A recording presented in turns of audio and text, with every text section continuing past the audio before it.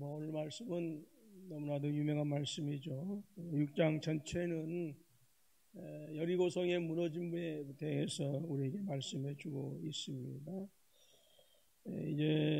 저는 또 하나님께서 주시는 대로 여리고성을 이제 두 번 이렇게 가봤습니다만 약 5,000평에서 6,000평 되는, 우리가 이제 성경에서 여리고 하니까 막 어마무시하게 큰 것 같은 그런 것을 이렇게 우리가 보통 상상하고 있습니다만은, 실제로 가서 보면 여리고성은 우리가 상상하고 생각했던 것보다는 훨씬 더 규모가 작습니다. 그러나 이 시대의 어떤 그런 관점에서 바라볼 것이 아니고 고대, 지금부터 3,500년 전의 시점에서 이제 우리가 그 여리고성을 바라봐야 되겠죠. 그때의 기술, 그때 인구 비율, 또 그때의 여러 가지 건축적인 어떤 그런 기술로 따진다고 한다면 여리고성은 난공불락의 성이었다라고 하는 것이죠. 약 5,000평에서 6,000평 되는 대지에 세워진 그런 성이었고요.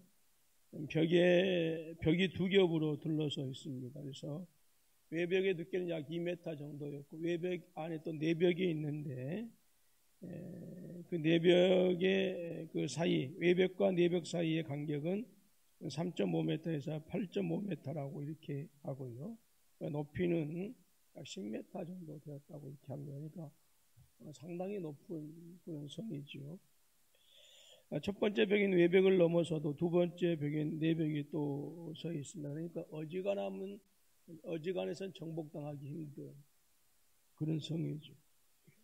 그렇기 때문에 약 2m의 두께의 외벽과 3, 4m의 높이가 되는 10m인 그 내벽을 무너뜨린다라고 하는 것은 그때 당시에 어떤 그 전쟁의 기술로는 거의 불가능한 그런 성입니다. 그리고 이 내벽 위로는 말과 마차가 다녔다고 할 정도니까 여리고성이 이제 지금의 관점에서 보게 되어지면 작은 성이었다라고 할지 모르겠지만, 지금부터 3,500년 전에 그 역사적 관점에서 보게 되어진다고 한다면 여리고성은 정말로 큰 성이었다라고 이렇게 할 수가 있습니다.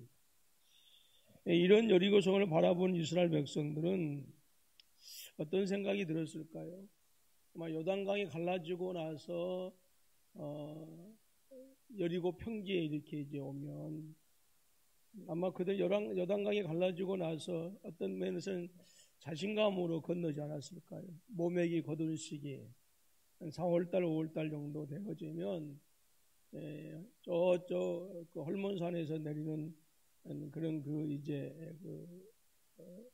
눈들이 녹아가지고 요단강이 한참 이제 넘칠 그런 시기입니다. 그런 강을 건너서 왔을 때 그들은 어떤 면에서는 자신감이 충만했을 것이지만, 또 여리고 평지에 올라와서 그 여리고성을 바라보았을 때는 한편으로는 또 어떤 면에서는 또 절망감이 들었을 수도 있습니다. 이 문제는 우리가 일생을 살아가게 되어지면 우리 생각으로는 도저히 해결할 수 없는 여리고성들, 난공불락의 여리고성들이 우리 인생들 앞에서 곳곳에서 서 있다라고 하는 것입니다. 우리의 가정에 이 여리고성이 있을 수 있고요, 또 우리의 마음속에 여리고성이 있을 수 있고, 또 때로는 질병의 여리고성, 그리고 또 마음의 병이 우리의 인생길을 발목 잡고 있을 때가 많이 있습니다. 근데 그 여리고성이 무너졌다라고 하는 것이죠. 그 비결이 무엇이냐? 바로 늘 말씀드린 것처럼 하나님께 그들은 기도했다라고 하는 것입니다. 즉 여러분, 영적인 문제에 있어서, 믿음의 사람들에게 있어서 우리 안에 있는, 우리 밖에 있는, 내 삶에 있는 그 여리고성을 무너뜨리는 것은 하나님의 방법밖에 없어요. 그래서 믿음의 사람들은 내 방법이 어떻게 잘 통하느냐 그게 아니고 하나님의 방법대로 내가 어떻게 살아가느냐라고 하는 것이 정말로 중요합니다. 근데 세상의 관점에서 보기에는, 지금부터 3,500년 전의 관점에서 보게 되어지면 여리고성은 정말 난공불락의 성이었지만 그 성은 이스라엘 백성들이 치열하게 다투어서 함락한 것이 아니라 하나님의 방법에 의해서 무너졌다라고 하는 것이죠. 그것은 우리가 믿음 생활을 하면서 우리 안과 밖에 있는 내 삶의 주변에 있는 내 직장과 사업터에 있는 모든 여리고성들은 결국 하나님의 방법으로 할 때에 그것이 떠나가고 무너진다라고 하는 것이죠. 동서남북 어디를 보아도 희망이 없을 때 기도하면 분명한 것은 이로부터 하나님의 역사가 임하게 되어지고요. 우리 앞에 있는 여리고성은 반드시 무너진다라고 하는 것입니다. 6장 12절 말씀 보면 이스라엘 백성들은 6일 동안 아침에 일찍 일어났습니다. 그리고 성을 돌았습니다. 그것은 하나님의 방법이었어요.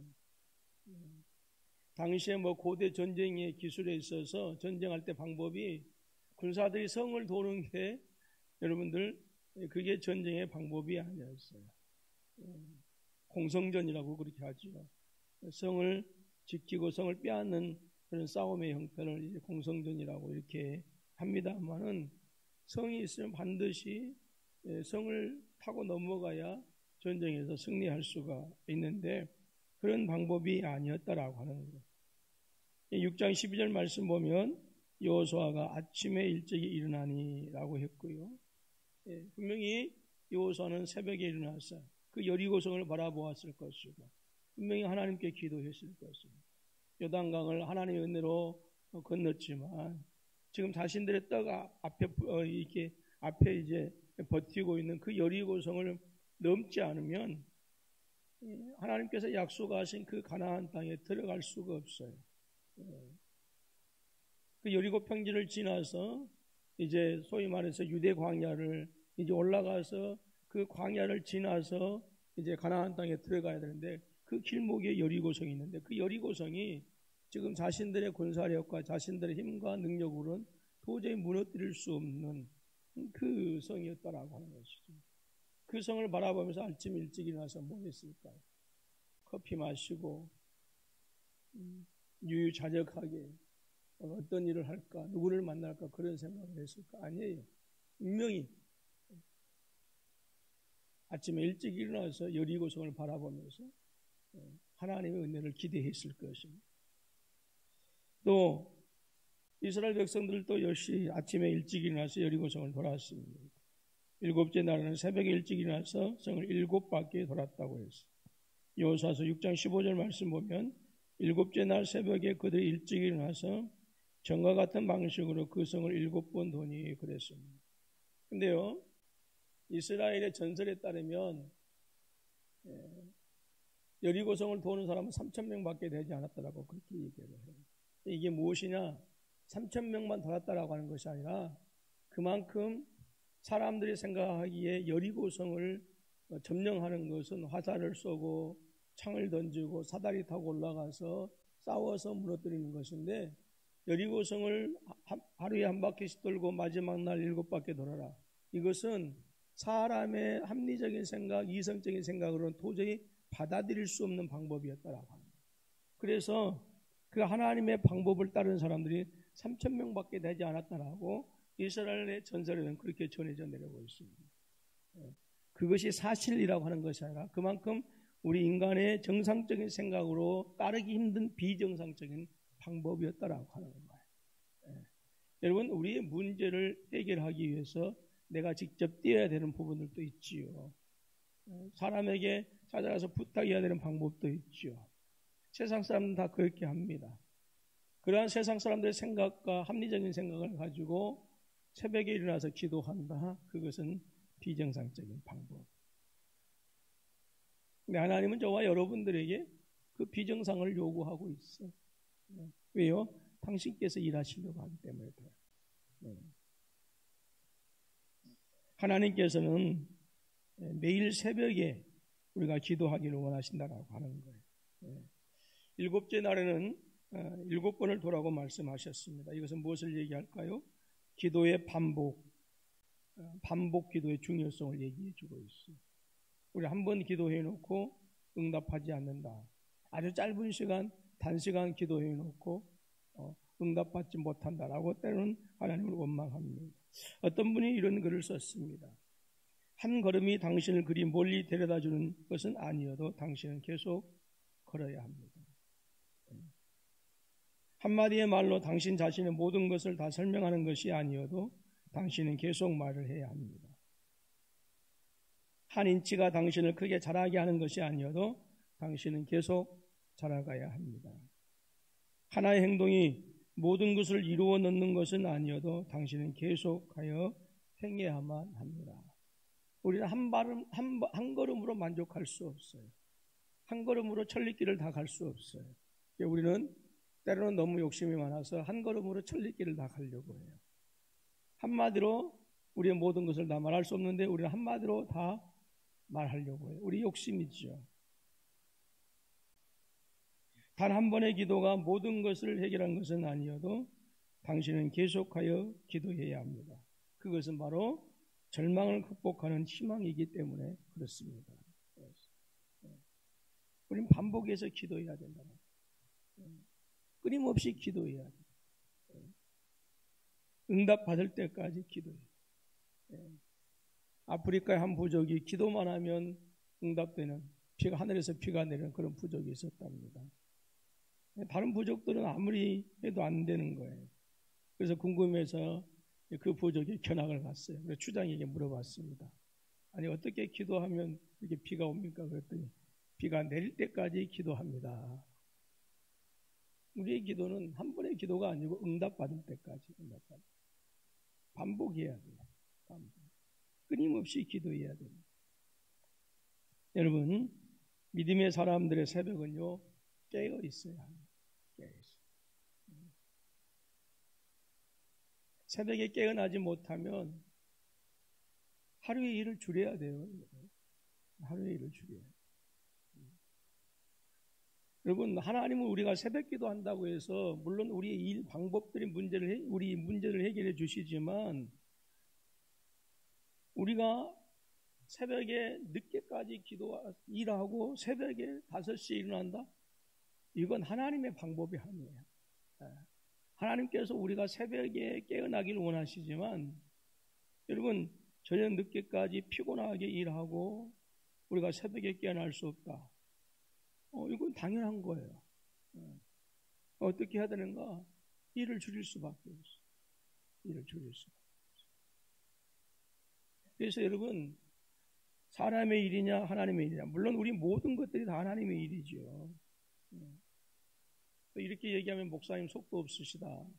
하나님 속도 없으시다라고 할지 모르겠지만 우린 더 큰 그림을 그려야 돼요. 우리 인생을 더 멀리 바라봐야 돼요. 그렇게 하기 위해서는 새벽에 깨어 있어야 돼요. 새벽에 하나님을 만나야 돼요. 여러분 엊그제도 말씀드렸지만 성경의 모든 기적과 이적은 다 새벽에 일어난 이적이에요. 다 새벽에 일어난 이적이에요. 하나님의 응답도 시편 기자의 고백을 보게 되어지면 새벽에 내가 주의 말씀을 읊조리이다. 새벽에 했어요. 말씀드렸던 것처럼 새벽에 기도하는 것이 천국 가고 지옥 가는 것을 결정하지는 않아요. 천국과 지옥 가고는 아무런 상관이 없어요. 그러나 오늘 교회의 영광이 우리를 통해서 충만하게 되어지고 땅에 떨어져 버린 하나님의 거룩하신 이름이 다시 높여지기 위한 그런 복된 삶을 살기 위해서는 새벽에 깨어 있는 것이 너무너무 중요하다. 직분자들은요 새벽에 깨어 있어야 돼요. 직분자들은 새벽에 깨어서 기도하는 모습을 보여줘야 돼요. 죄송하지만 직분자들은 헌금하는 모습도 모델이 되어야 되고 기도하는 모습도 모델이 되어야 되고 돼야 되는 거예요. 이제 이렇게 얘기하면 또 안 할랍니다. 결정은.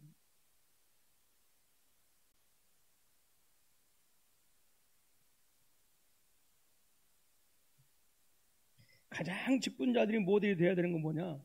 새벽에 깨어있어 보여줘야 돼. 그 신앙의 경건성을 보여줘야 돼. 늘 깨어 기도하는 모습을 보여줘서.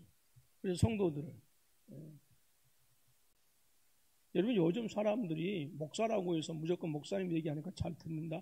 안 들어요. 본을 보이고 인정해야만 들어요.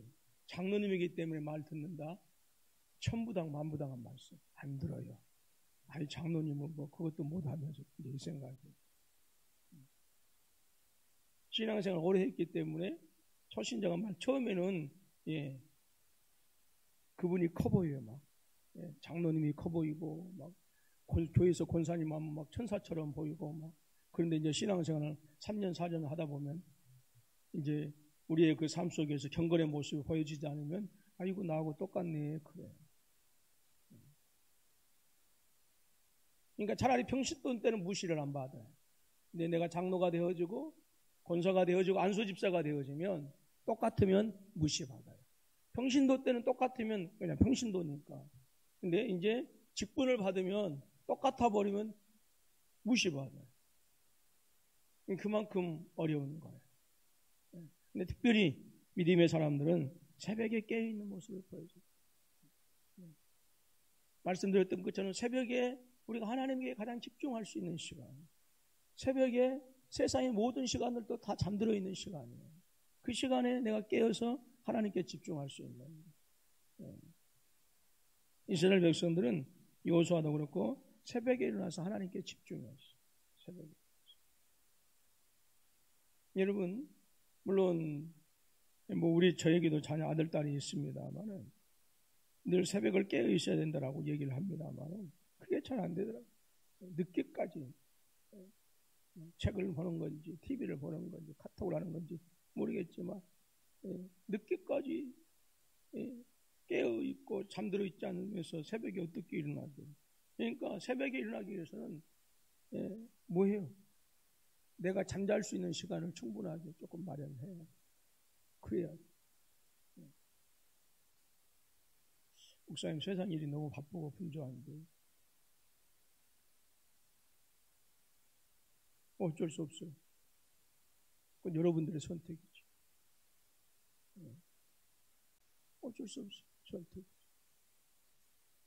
TV를 밤늦게까지 보고 새벽에 못 깨어난다. 그것은 여러분의 선택이지 제가 어떻게 할 수 있어요. 정말 피곤해서 하면 그 일을 줄여야 되고요. 그래서 그 하나님께 집중할 수 있어요. 제가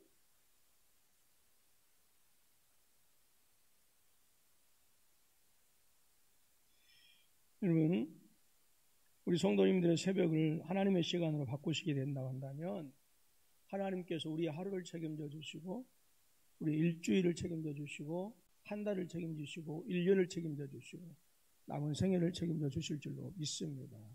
여러분, 제가 어젠가 그린가 말씀드렸던가요?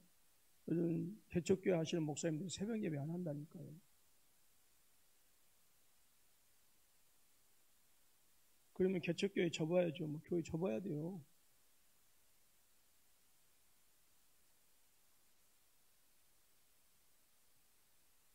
새벽 예배를 안 하고 나서 목사님들이 교회를 글쎄요. 그냥 10명, 20명으로 만족하고 1명, 2명 데리고 평생 목회하려면 안 깨어나도 돼요.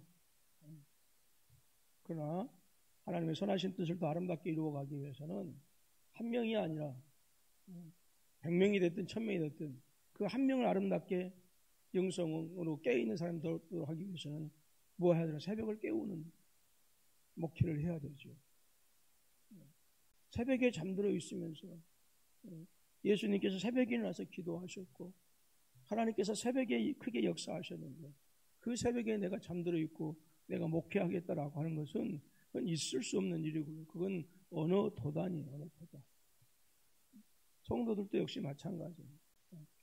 여러분들이 정말로 하나님 앞에서 비전을 가지고 있고 하나님 앞에서 크게 쓰임받기를 원하신다고 한다면 새벽에 깨어있어요. 365일 깨어있을 수는 없지만 우리의 세상 일들이 하나님 앞에서 핑계거리가 되어질 수 잘 아셔야 돼요. 이게 너무 비정한 소리 같고 냉정한 소리 같고 세상 모르는 소리 같고 한심한 소리 같을지 모르겠지만 하나님 앞에 집중하지 못하고 하나님 앞에 온전한 교제가 없는 그 시간이 없는데 하나님으로부터 영적인 것들을 공급받을 수 있다? 그건 가능하지 않아요. 가능하지 않아요. 그래서 여러분, 저와 여러분들 새벽에 늘 깨어있기를 주님의 이름으로 축원합니다. 여러분 잊지 말아야 할 것이 있어요. 무너진 여리고의 시간은 점심때, 저녁때, 한밤중이 아니고 새벽이었다라고 합니다. 우리의 무너진 여리고의 무너지는 그 시간들도 새벽에 무너질 수 있는 가능성이 훨씬 더 많아요. 여러분, 저는 2주간의 새벽 기도를 통해서 여러분들이 좀 결단했으면 좋겠어요. 내가 내 남은 인생, 또 우리의 사업과 기업과 자녀를 위해서 내가 새벽을 깨워야겠다라고 하는 그 결단이 있어지기를 주님의 이름으로 축원합니다. 왜냐, 여리고에 무너진 시간은 새벽이었다라고 하는 거예요. 말씀드렸던 것처럼 단 한마디가 천마디를 다 얘기하지 못하지만 계속 말을 해야 되고, 단 한 번의 기도가 내 모든 것을 다 이룰 수는 없지만 그럼에도 불구하고 계속해서 기도해야 된다고 하는 것이죠. 오늘 저와 여러분 늘 깨어있는 새벽이 되시기를 주님의 이름으로 축원합니다. 기도하겠습니다.